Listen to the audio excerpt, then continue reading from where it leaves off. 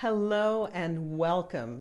I am so thrilled to have you here. If you're wondering why join Club PRV, I mean, really, what am I going to get out of it? I want to give you a little sneak peek into what you're going to be getting out of Club PRV. First of all, I want to caution you that as you're continuing your remote viewing journey, don't do it alone. It's so lonely to do it by yourself.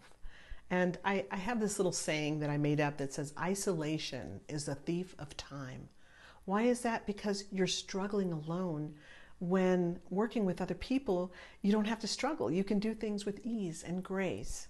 And so that time you spent struggling that's unnecessary is time wasted. So that's why I say that isolation is a thief of your time.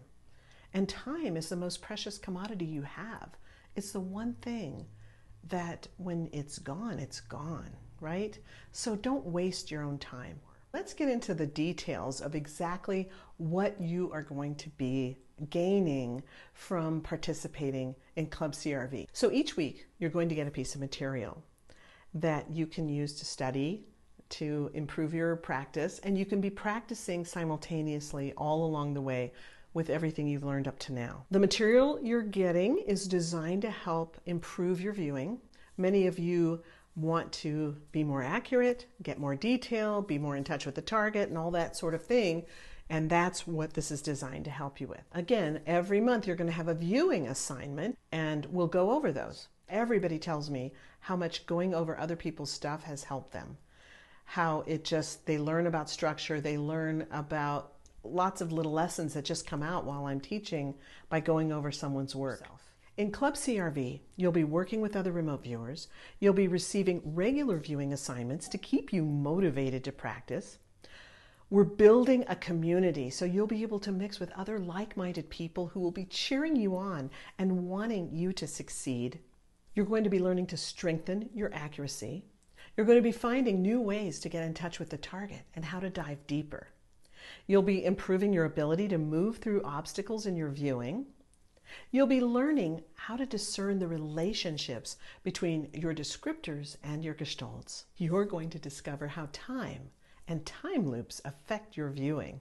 That's right, time travel, folks. CRV is a time machine. And then you're going to learn how to put everything together in a cohesive report. Now, do you want to see some of the activities, themes, and viewing goals awaiting you in Club PRV? Oh, everybody knows that when you're viewing, there's a lot of obstacles. It's hard to know how to separate true psychic perceptions from just garbage going on in your head. So we're really going to be working on how to get around your obstacles to success. We're going to take a deep dive into stray cats, AOLs, castle building, the set-asides, declaring your emotions that you're having when you're having your AIs and what they might mean. We're going to really take a deep look at stray cats and castles, examining them, finding the nuggets of wisdom or truth in them. You'll be learning some tips on how to deal with them. Then there's another wonderful thing that I love doing with my students, which is learning how to view in genres. What does that mean? We want to strengthen your psychic muscles. So we'll be actually having modules in which every week you're working on viewing a man-made, for example, learning how to isolate a man-made at the target and view a man-made object in great detail. Then we'll move on to something like activities. You'll learn how to describe the activities taking place at a target location. Then you'll learn how to describe an event. You'll learn how to move around at an event in order to really understand what's happening and why. Then there's people. For some viewers, people targets are the hardest targets to view. We'll help you move past that discomfort and learn how to describe a person thoroughly. If you're worried about the ethics of viewing someone, there are ethics involved, and we'll cover that as well. What about esoteric targets? You know, we all want to view them. Everybody does. So we're going to talk about how to view esoteric targets safely, how to depend on your results, when should you view an esoteric target, and what are the best types of esoteric targets on which to begin. So you're going to get better at understanding and using tools to improve your viewing and your ability to function in your day-to-day life. We'll do some exercises surrounding the aesthetic impact. Like, what is it really? How can you get better at it? Learn how to get in touch with your emotions. Learn how to describe your own reactions to things. When are you having an AI? I'll teach you how to be more aware of that so you'll know when you're having an AI. And you'll learn how to decode the AI so that you can really utilize it to dive deep into a target. Many of you have told me how the ambiance exercise has totally changed your life. So I'm going to be teaching you how to use the ambiance exercise when you're viewing a target and how it can totally open up a target for you. Then we're going to dive deep into sketching.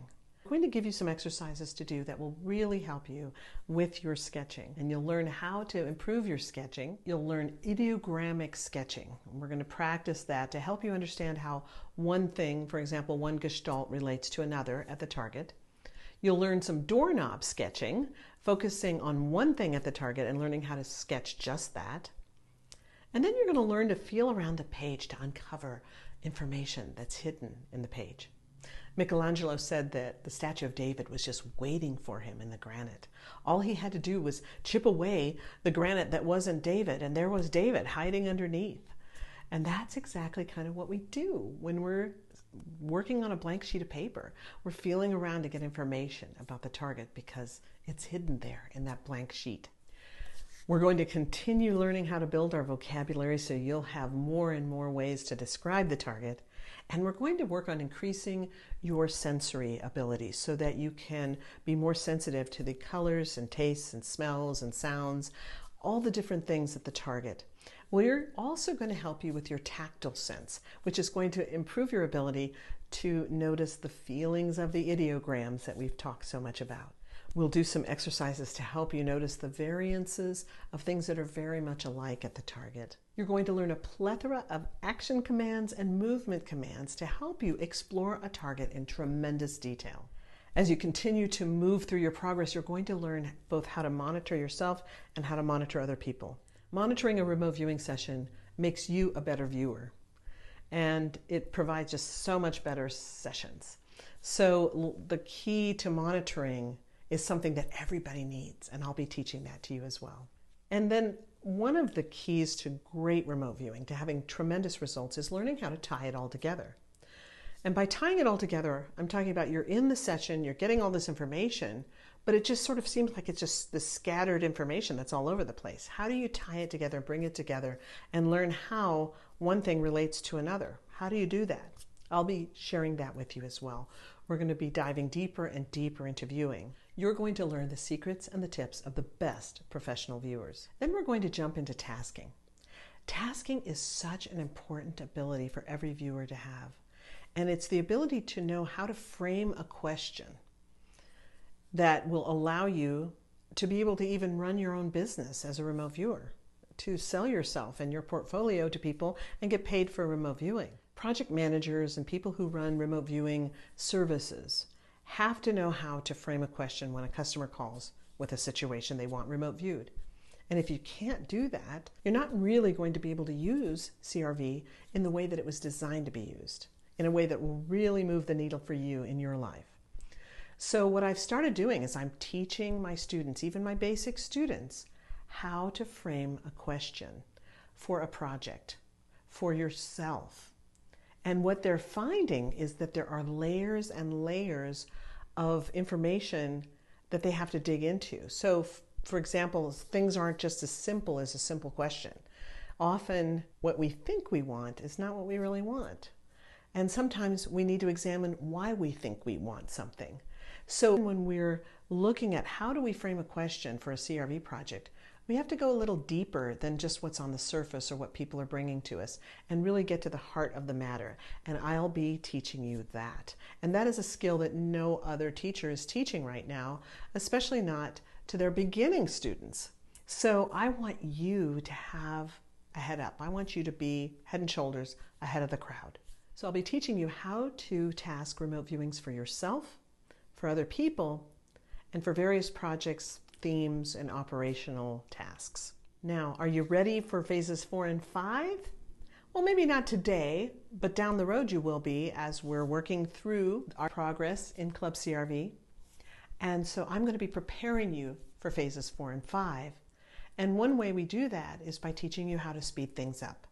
So when we're down the road a piece, I'm going to be working with you on various ways that you're going to be able to move through phases 1 through 3 much, much more quickly in preparation of moving on into phase 4. Then we'll be getting into preparing you for professional and operational work. Now you might say, well, wait a minute, I just know phases 1, 2, and 3. How am I getting prepared for operational or professional work? Well, one thing is we'll focus a little bit more on summary writing, and we'll probably be doing that throughout every module. We'll probably be working a little bit on some summary writing and some post-session analysis to some degree, maybe not in every single module, but we will definitely be working on that throughout your time as part of Club CRV. Again, I am so excited for you, and I'm personally thrilled to be able to continue working with you through Club CRV. Thanks so much for being here, and I'll see you again soon.